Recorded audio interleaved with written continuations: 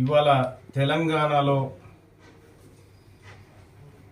సంచలనంగా మారుతున్నటువంటి బీసీ ఉద్యమం ఏదైతే ఉందో ఈ బీసీ ఉద్యమంలో బీసీల హక్కుల సాధన కోసం 42% రిజర్వేషన్ కోసం కాస్ట్ సెన్సస్ కోసం ఇవాళ బీసీ నాయకులు ఆమరణ నిరాహార దీక్ష చేస్తూ ఉన్నారు.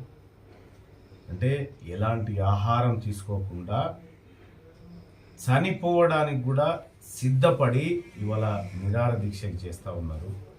దేశాన్ని కానీ మనులందరూ చేస్తూ ఉన్నారు. వాళ్ళది వీళ్ళ నుంచి పుట్టిన డిమాండ్ కాదు. కాంగ్రెస్ పార్టీ తనకు తానుగా నిర్ణయించుకున్నటువంటి ఒక అంశం 42% రిజర్వేషన్ అమలు చేస్తూ బీసీ డిక్లరేషన్ను ప్రకటిస్తూ మా నాయకుడు మా ఫ్యూచర్ ప్రధాని రాహుల్ గాంధీ గారు డిక్లరేషన్ను ప్రకటించడం జరిగింది.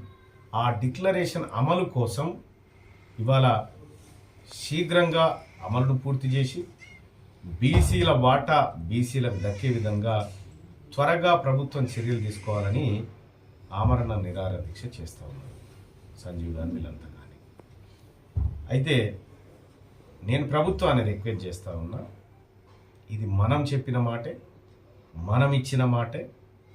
అతి త్వరగా ఈ బీసీ డిక్లరేషన్ హామీలను అమలు చేస్తూ బీసీలకు ఇచ్చిన మాట నిలబెట్టుకోవాల్సినటువంటి అవసరం మన మీద ఉంది. మన కాంగ్రెస్ పార్టీ ఎన్నికల మేనిఫెస్టో,